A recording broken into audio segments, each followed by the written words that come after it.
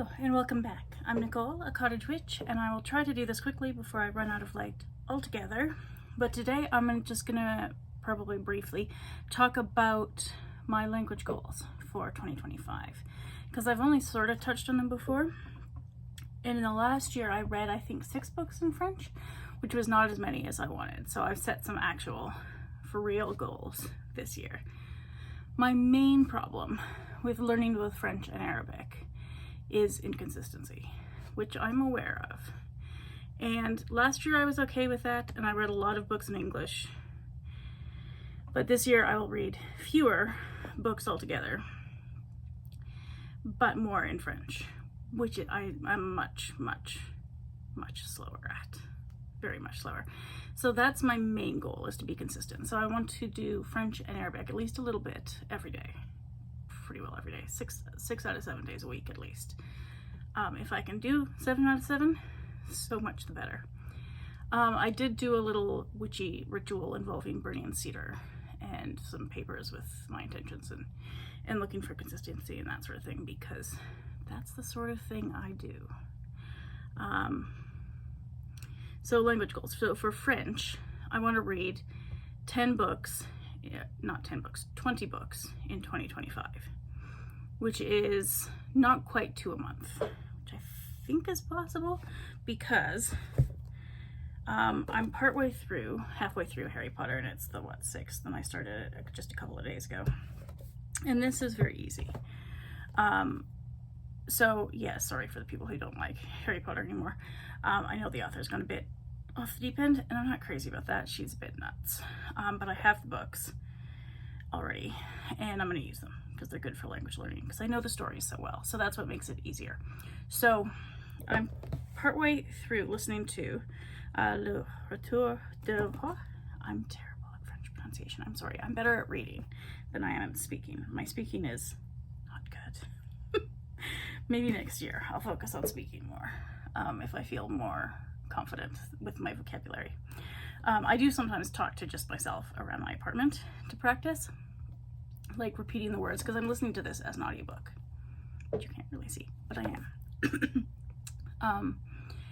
And so sometimes I'll practice repeating some of the words the way the audiobook narrator says them.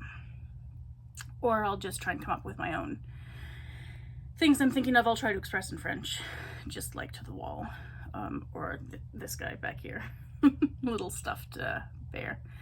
But I'm not good at speaking yet, but I'm getting better at listening. So I am listening to The Lord of the Rings now. Halfway through book 3. If you thought the ends of the movie went on forever, you have not read the book. Because I'm about halfway through, and the king has been crowned at this point, and there are about 8 hours left. So yeah, there's a lot. So I've got that series, and I may or may not read it again. One of the other series that I'm thinking of reading again is, do I have it up here? 1 second. All right, so I have Les hommes qui n'aiment pas les femmes and La reine de la palais de Courant-Air. The Queen of the Air Palace, I guess you could say, which are the 1st and 3rd books in the Millennium series, The Girl with the Dragon Tattoo. And I've listened to them before, and as with Lord of the Rings, they're really still a bit above my reading level, so I miss a fair bit. But I like the story, so I don't mind, which is the main thing. Like, you do have to get used to uncertainty and just not knowing things when you're learning a language. So I've got those. I've got, I think, all 3 of them on audiobooks. I'm not sure which I will do yet, but those are possibilities. Yeah, I've got, why did I pull this one out? Oh well. I've got the Harry Potter ones that I'm working my way through, because these are easy now. Like, I can read them without working at it. Lord of the Rings, I have to concentrate so much while I'm listening, which is fine. I don't mind doing that because I love books. But it's really a lot of work. With these ones, it's not a lot of work anymore. It used to be a lot of work. I can remember when it was a lot of work. And it's really fun now that it's actually not that. So I also use a platform called LingQ. which was developed by Steve Kaufmann, who has a YouTube channel, which I'll maybe remember to link. He also wrote a book called The Linguiste, which I'm listening to in French on this platform, where basically it's an app, but it's the only useful language app I've tried so far, because it's basically ebooks with audiobooks synced. It's so good. And you can add anything you want. Like I can find, which I might do later this year, Jane Eyre in French and put it on there. Now I have an audiobook of Jane Eyre, and I don't know if it'll be the same translation as whatever the French translation is, probably not. But I could put that up there, like anything you can find, you can upload yourself. And then there's a bunch of stuff that other people have made public. And then, actually I'll get to the mini stories later. But, so yeah, I might do that with some things. It's very handy because, like with, somebody's put most of Harry Potter on there, not all of it, but most of it. So I can just skim through the chapters, see all the blue words, which are the ones that I've never come across before in LingQ. I mean, I've read these books before, so I've come across them before. And then I'll either mark them as known or mark them as links. And so if you mark them as links, it turns yellow. And then the more you come across it, the yellow fades over time. There are like 3 gradations until it's a known word. And then it's just black on white background, or the other way around. So yeah, so I'm doing that with Harry Potter. So then it keeps track of how many words you know, roughly, in a language, which varies by language because of how things are put together grammatically, like how many different variations of a word can exist, depending on prefixes and suffixes and all those sorts of things. So it's not like a 100% objective metric, but it's a fun one, and you can keep track of your streaks for like how many days in a row you've done this, that, or the other. You can set goals for how many coins you want to earn, so it's a little bit gamified, which is kind of fun. And then you can participate in challenges to earn badges and that sort of thing. So I do a little bit of that just for French and Arabic, which I'll get to in a second. There are a couple other languages I'm dabbling in that I'm not really doing that sort of thing for, because I'm just mucking about. I started this last year, Neige de brisées by Waubgeshig Rice. He's an Anishinaabe author from Ontario, Wasoksing First Nation. And this is Moon of the Crusted Snow, if you've heard of that book. It's beautiful. I love it. It's really eerie and atmospheric, dystopian in like rural Ontario, in the woods. It's fun. It's a good winter book. So I'm working my way through that as well, which is like middling for me. It's not as hard as, so I'll get to Madame Bovary in a second because I've got that around somewhere too. It's not nearly as hard as that, but it's harder than Harry Potter, so somewhere in between, which is good for me because then it's a bit challenging without being overwhelming. Okay, I keep forgetting things and then having to go find them and come back. Anyway, I've got a few other audiobooks on Audible and a few credits on, what is it called? Libro FM? Is that what it's called? Because I want to try that platform and see if I like it better than the Amazon owned one, or like it as well as, anyway. So I'll see if I can find anything on there. But there's a book called Les Fantômes de Reykjavik by an Icelandic author, who I don't know, and La Poupée by Yrsa Sigurdardóttir. And I've read all of her books before, so I think I've probably read that one, but I can't remember. So that's fun. I will read it again, or listen to it again. Culte by Camilla Läckberg, who's a Swedish author who writes sort of Nordic mysteries. Also fun. So those are 3. The Icelandic authors I'll probably try and read before I go to Iceland this year. And then Camilla Läckberg I'll probably read at some other point. I have an audiobook called Mystérieuse Bibliothécaire, which I think is middle grade-ish.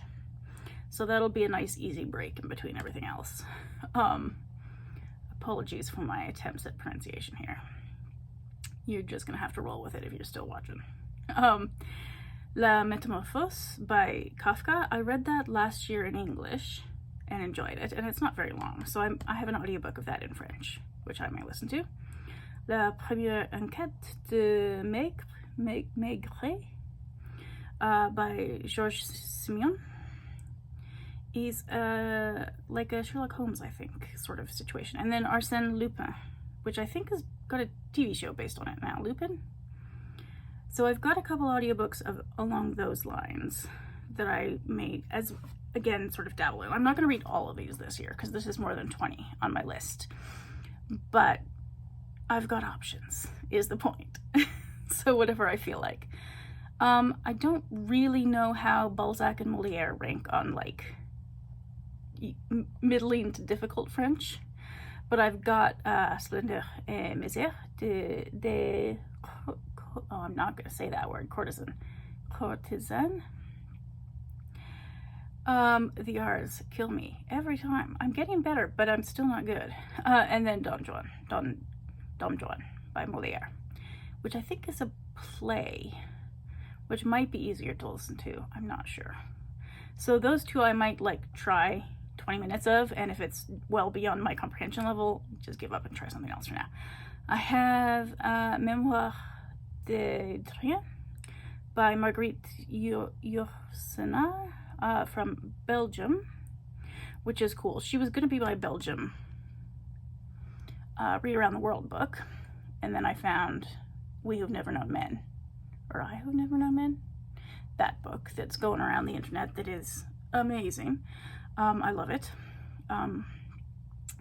But I'll read this one eventually. And I've got, I think it was originally written in French, which means I can read the actual book, which I've got around somewhere but didn't bring with me, and the audiobook together, which is sometimes good for my listening comprehension, because I can read better than I can listen to. And I'm really, last year and this year, trying to work on my listening comprehension as well as my reading speed again, but the listening thing's got to improve. Because if I'm watching like a show in French, I might not understand it, but as soon as I put the titles on in French, I'm like, oh, that's what they're saying. It's annoying. So I've got to work on that. And I can do that as well with, Madame Bovary, which is too hard for me. So I'm going to save that for later in the year, because I started it last year and got a little ways through, and then was like, this is a lot of work, and I feel like I'm missing it maybe a bit too much.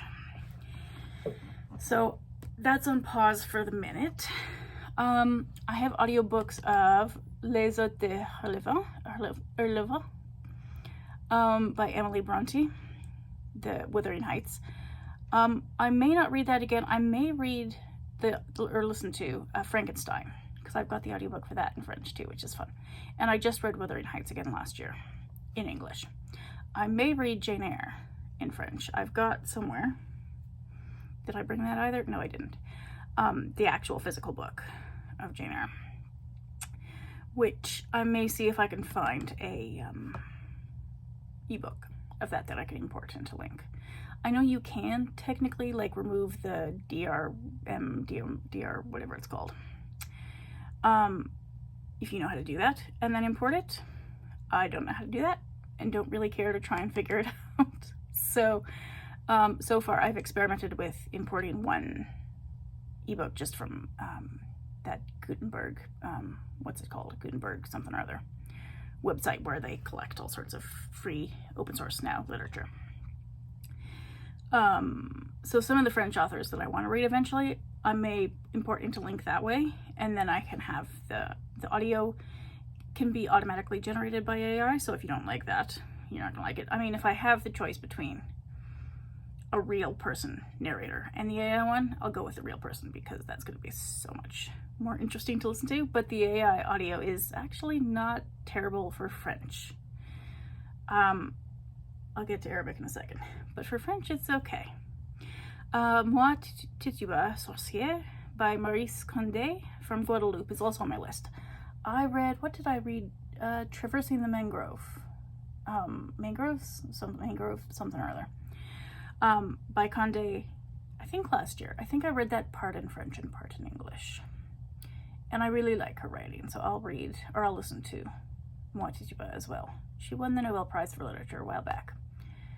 And then Nuit des Pins by Christiane Taubira. She's from French Guiana. So French Guiana is a very confusing country to me. So I have this Read Around the World project that I'm working on. And French Guiana is the only country in South America that's not a country. It's still a department of France. They're not independent. I think a lot of them would like to be independent, but they're not. It took me a while to figure that out. Also the whole, just the situation with the whole 3 Guianas in a row, and it's weird. It's Suriname used to be Dutch Guiana, I think, and then just straight up Guyana used to be British Guiana. Colonialism is weird, guys. It's weird. It does weird things. And then the fallout of that is this woman, whose book I want to listen to, is from there, but she lives in France now and has been a member of their parliament, actually, and has written some political books about, I think, about freeing, potentially, French Guiana. I've got a book, the one audiobook I've got by her right now is something about the night. Where did it go? And it's apparently very poetic, and I don't know if it will be above my reading level or not. Madame Bovary very much is, so that's on pause for a second. Dumas. I've got a couple Dumas audiobooks. Les Trois Mousquetaires. It's the R's. Every time it's the R's. And probably I don't get a lot of the vowels right either. It's a work in progress. Anyway, The Three Musketeers I could read. However, I've also got the first part of Le Comte de Monte Cristo, which is my favorite Dumas. Of all the ones I've read, it's my favorite. I haven't read everything he ever wrote, but that one I love. So I think maybe by the end of the year, if I'm feeling confident enough, I'll dip my toes into that and see. I don't know how he compares to, like, I've got some Victor Hugo here in French as well, and I know he's above my reading level right now, and I don't want to miss too much of those ones. So they're definitely going to wait at least another year until I get better at reading. I don't know if Dumas might have to as well. We'll see. I've got Claudine à l'école by Colette. I saw a movie about her with Keira Knightley that I really actually quite love, which is how I heard of her, because I'd never heard of her before. And so I got that book, and I've got the audiobook as well, I think, so I might listen and read together as well for that, which would be good. I've got just the audiobook for Le Parfum by Perfume by Patrick Suskind, which is a book I read in English. I think it's originally German, but I read it in English, I don't know, somewhere between 5 and 10 years ago. It's been a little while, and it was so beautiful. Disturbing, very, but beautiful. So I may give that a go. I've got an audiobook called Au-delà de nos LotR. Really. I've got to, like, if I had the patience to, like, re-record myself and get it perfect, I would do that, but I don't. But Tatiana Mukner Bandelier, she's from, I think, Congo-Kinshasa, the Democratic Republic of the Congo. And I read a book by the doctor from there who won the Nobel Peace Prize for his work with repairing women as he's a gynecologist, who've been assaulted there because it's an enormous problem. And that was very interesting. So reading a book by a woman from the Congo would be cool. And that's kind of my main reason for learning French, actually, is to read more books from places where I can find them in English. A lot of places in the Middle East and North Africa will publish books in French, but not English, depending on the place. So we'll see. I've got, Braiding Sweetgrass I've got around here too. Tracé de les Herbes Sacrées by Robin Wall Kimmerer. I may reread that one because it's beautiful in English as well. And then Un Féminisme décolonial by François Verge. Don't know anything about it, except that sometimes nonfiction is easier, and I've got a lot of fiction on this list. So if the fiction gets too overwhelming and, like, uses too many metaphors and idioms that I just don't know yet, I can take a break and read about decolonial feminism, which is fine with me. Okay, so those are my French goals, which are the most ambitious, I think. Well, maybe not. We'll see. So it really will involve reading much less in English and much more, relatively more, in French. So I won't get through as many books total because I'm slower in French, but this is the goal. And then in Arabic, I have the Harry Potter books in Arabic. I cannot read them. I would like to. So by the end of the year, what I love is to get to a point where I can stumble through even just the first chapter of Harry Potter. I'd take just the first few pages of the first chapter, like just stumble through, not understand everything, but get maybe the gist if I squint. That's what I would like. And I've read it enough. Like, I know the story, so if I know enough words that I can string together roughly what's happening in the storyline, that'll be good enough for me. So on LingQ, this is what I'm mostly using LingQ for, is Arabic, because they've got graded readers on there called Salawahi. They've got the first 3. I think they're like 6 or 7 or 8 altogether. And some of them are out of print now, so you can't get the actual physical ones. But that's okay, because actually I like them on LingQ better because you can click on the words you don't know, which is much faster than looking everything up, which is how I started with French, and it takes forever, can I just say. So Salawahi is actually quite fun because in the first graded reader, I mean, it's really, really basic, but I could actually understand complete sentences, which was amazing. That has never happened before. So if I can get through those 3 graded, I can't speak even English today. This bodes well. If I can get through the first 3 Salawahi graded readers on LingQ, I've also got an animal book called Al Hayawanat, Kids Stories, the animal series, which I think is just what it sounds like. I'm really out of light now, so I'm all like moody lighting here is what we're going with. Whatever. I'd like to listen to that and see how much I can understand of it after I get through these first 3. Maybe I'll trade in English for French or something. Is that how that works? Goodness. And then there are a bunch of other stories on LingQ in Arabic that are like middling beginner. So they're not quite they're not as hard nearly as Harry Potter, but they're not quite as easy as Salawahi either. So at some point, if I can get through these 3 graded readers, which I will be able to this year, I'll find some other stories on LingQ that aren't too long. Like, some of them are really short. Some of them are 2 or 3 pages. Then that's on your iPhone, just swiping across the screen, which is great because then you can listen to it like 15 times in one session, and the whole thing takes 20 minutes. You know, like, it's not. So it's a time investment, but it's not an impossible time investment when it's that short and you can just listen to the same thing and a whole bunch of times. So yeah, those are my main goals. And then I'll dabble a little bit in Turkish and Icelandic. I do want to learn Turkish one day, like properly learn it. If I get my Arabic to like this level, then I might actually take Turkish more seriously. For now, I'm just dipping my toes in to find out what it's like, kind of what it sounds like, how to match what I'm hearing to the spelling, that sort of thing. And then Icelandic for just 6 months because I'm going to Iceland and I just want to get a feel for the language and get an idea of how to pronounce place names and all that better. I mean, maybe not properly, but better. And then at some point this year, and I don't know if I'll keep doing anything in Icelandic after that. It might be a 6 month and done dabbling. It might continue. I don't know yet. Because at some point this year, they're putting Irish on LingQ. And I would like to dabble in that too and just see if I'm interested.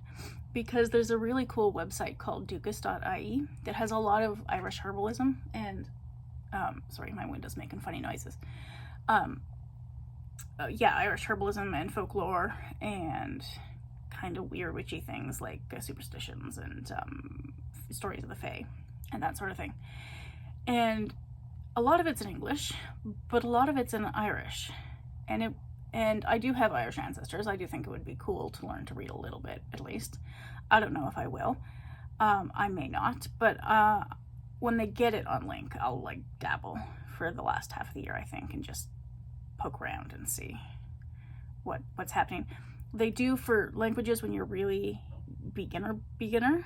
They have what are called mini stories on LingQ, which is cool because they're really basic.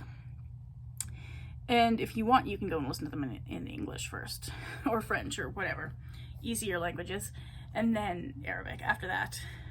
But they're super short, they're super simple, the vocabulary is very limited and kind of repetitive, which is great when you're just starting. And those mini stories exist. I think they do them for all the languages on their platform, I think. Couldn't swear to it, but I think that's true. And so it's kind of handy, and then you at least have somewhere, because what I found was with Arabic, like I have an Ask Me Arabic book and I have a couple other grammar books, and you can learn a few little dialogues, and then what? Like there's no next anything available. I have some graded readers, but they're too hard, really. I hope to get through them again this year. I mean, I've gone through them before, but if I don't go through them consistently, which was my problem last year, then I'll forget everything. And they are a bit of a challenge, more of a challenge than these mini stories even. So yeah, those are my language learning goals for 2025. And then with any luck at the end of the year, I'll do another one of these with an update on how it went. Or maybe I'll do one partway through the year or something. We'll see. See how I'm going. Reassess maybe in July. If I think I'm going to get to 20 books in French, or if that was too ambitious. I'm not sure yet. We'll see. Because that is definitely more than one. And I just read 6 last year. And more than one a month might be. It's a challenge. We'll see if I'm up for it. I don't know. Anyway, that's all I've got for today. Thank you for watching, and I'll see you next time.